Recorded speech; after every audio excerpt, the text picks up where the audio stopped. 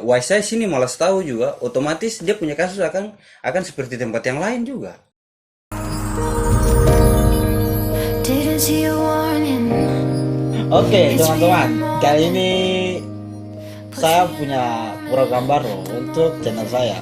Saya ingin mengadakan ngobrol-ngobrol untuk menemani kita waktu sahur. Jadi waktu sahur kami bisa nonton, waktu buka puasa juga kami bisa nonton. Terserah kami nonton kapan, kan saya urusan. Jadi kali ini saya dengan teman ini, perkenalkan dia punya nama Rudi, dia punya channel Rudi Karibo juga. Jangan kamu nonton, nanti kamu menyesal. Malam ini kita akan, ini jam berapa nih? Jam 1:30.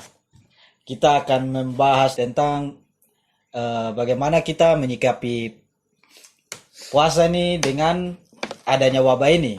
Menurutku bagaimana, Ruth? Kayak kita ibadah dilarang, bukan dilarang nih, memang begitu sudah ya peraturan pemerintahnya, aturan dari pemerintah. Jadi sebenarnya ini barang nih bukan dilarang, tapi dibilang himbauan supaya masyarakat juga tetap sehat.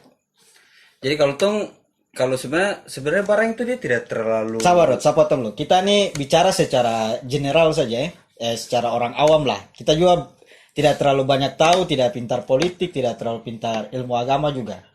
Jadi kalau ada kesalahan ini tolong dimaafkan saja lah. Karena ternyata aku dapat tangkap, dapat gap lagi habis. Jadi kalau untuk Oke, kita lanjut. Kalau untuk puasa, kalau untuk kita mau bahas puasa di pertengahan pas wabah seperti ini, ya mau tidak mau kita ikut pemerintah saja. Pemerintah terus memang ada dia punya bagian-bagian di mana tuh mereka punya tugas untuk urus yang seperti ini. Maksudnya urus yang kenapa sampai kita tidak dilarang sholat, tapi bagaimana caranya supaya kita lebih menghindari wabah daripada dia semakin tersebar. Jadi seperti yang kita tahu di MUI, dari MUI itu kan mereka batasi kita untuk berkegiatan kayak macam misalnya beribadah dan segala macam. Itu sebenarnya bukan melarang, tapi supaya kita tuh terhindar lebih parah dari wabah corona gitu. Yang seperti sekarang kita hadapi. Tapi misalnya begini, Rod. Kalau kita mau sholat tarawih, misalnya toh, biasa kan kita rame-rame ke masjid. Untuk sholat tarawihnya bagaimana sekarang ini? Kalau menurutku ini pengambilan jalannya dari pemerintah dengan ulama ini bagaimana? Sebenarnya itu kembali lagi dengan keadaan di satu daerah itu. Jadi seperti ini. Ada yang bilang, loh kenapa sholat dilarang, tapi kenapa masih ada pasar, masih ada.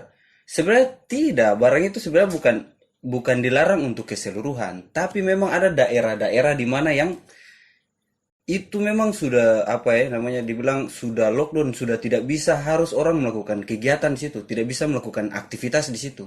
Jadi kayak macam daerah-daerah yang sudah merah, yang sudah tidak bisa untuk orang melakukan aktivitas di daerah itu tuh mereka mereka tuh batasi untuk mungkin orang kumpul, misalnya mungkin ibadah dan segala macam seperti itu. Tapi kalau alasan mereka yang rakyat ini loh, kita punya alasan pasti kalau kita mau cari nafkah. Baru tolong punya anak istri yang misalnya berkeluarga, terus yang gojek, yang usaha-usaha pengantaran begitu juga kan butuh ini toh. Ya betul. Butuh pemasukan juga. Ya memang betul. Tapi kalau tong mau lihat kembali lagi, otomatis kita harus ikut peraturan juga. Karena kalau mau dibilang kita di kita Indonesia nih ada tong punya pemimpin di atas. Jadi kita harus ikut orang punya aturan juga. Menurutku di Waisai ini sistemnya sudah bagaimana ini? Kalau di Waisai sini sih Di Raja Ampat ini kita lihat saya. ya, kalau untuk di Raja Ampat pemerintah Kabupaten Raja Ampat nih mereka cepat. Maksudnya cepat untuk hindari jangan sampai terjadi hal yang lebih buruk lagi. Seandainya kalau macam Waisai sini malas tahu juga, otomatis dia punya kasus akan seperti tempat yang lain juga. Seandainya kayak macam sudah dikasih himbauan dari pusat, terus pemerintah Kabupaten Raja Ampat sini masih malas tahu, otomatis pokoknya kasusnya bisa terjadi seperti di tempat lain. Kayak macam tuh lihat Sorong aja. Sorong itu kalau mau dibilang sedikit demi sedikit terus tambah berkembang. Nah, menurutku ini strategi pemerintah Raja Ampat ini untuk beribadah nih bagaimana? Karena kita lihat sudah himbauan dilarang sholat, himbauannya tidak boleh sholat di masjid. karena kalau keramaian ya, jaru kita beribadahnya bagaimana? Kalau misalnya kita orang awam dari segi, kan kau lebih paham agama daripada saya nih. Maksudnya tidak terlalu inilah. Maksudnya kita bicara secara general lah ya toh. Itu bagaimana kalau pandangan agama itu kira-kira ya? Ya kalau kita bicara dari pandangan agama, saya tidak tahu banyak tentang itu. Cuma kalau dari pandangan agama itu semua tuh lebih disarankan tuh kita berdiam diri di rumah.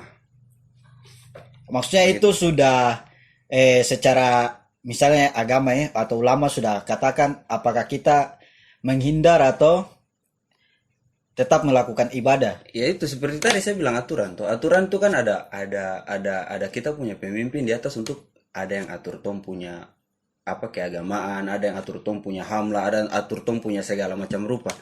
Ya jadi kalau kasus sekarang ini kan ya yang tom tahu sekarang ini kan yang kita bahas ini kan apa tidak dilarang untuk sholat tapi menghindari wabah itu lebih penting begitu loh. Nah, yang sekarang ini lagi terjadi. Jadi kayak macam kalau dari MUI keputusan kalau kita harus di rumah terus jangan sholat dulu ya kita harus ikut. Karena memang mereka tuh orang-orang yang tom percayakan untuk apa namanya kasih keluar fatwa begitu. Menurutku corona ini separah kah belum ini? Kalau bicara corona sudah parah ya. Kalau kita lihat di luar-luar sana ya sudah parah. Tapi kalau bagian Raja Ampat sih kalau kita mau bilang parah tidak terlalu parah. Berarti strategi pemerintah Raja Ampat nih bagus juga ya? Ya kalau mau dibilang langsung bertindak toh. Langsung bertindak. Iya. Itu positifnya di situ. Jadi ya setidaknya masyarakat selamat lah begitu. Daripada kalau mereka mau bersikeras atau mungkin malas tahu, pasti akan terjadi dengan daerah-daerah sama seperti dengan daerah-daerah lain. Tapi yang saya salut juga nih pemerintah Pemda Raja Ampat ini toh. Pertama dia memang sigap dari berita-berita dari luar toh.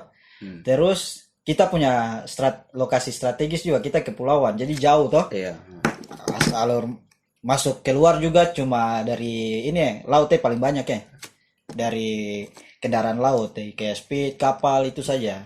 Jadi penanganannya itu lebih cepat. Jadi orang masuk langsung lewat apa? Tim Satgas itu ya. Iya. Di pelabuhan situ. Langsung di pelabuhan. Dengan yang speed liar itu tidak boleh masuk. Dijaga semua. Jadi di YC sini kita lebih aman lah. Baru penanganannya himbauan-himbauannya juga dari Pemda banyak sekali ya berupa suara langsung misalnya dari Polres ya, Polres bawa itu ya, pakai mobil baru pakai toa tuh, cara-cara. Polres, Kominfo. Iya, Kominfo, terus dari puskesmas sosialisasi, terus dari Pemda punya baliho tentang himbauan dengan poster, banyak sekali yang dibikin di Raja Ampat sini, sehingga orang tuh cepat paham tentang bahaya COVID ini sebenarnya. Nah, kita balik lagi ke pembahasan ini, COVID di bulan puasa ini.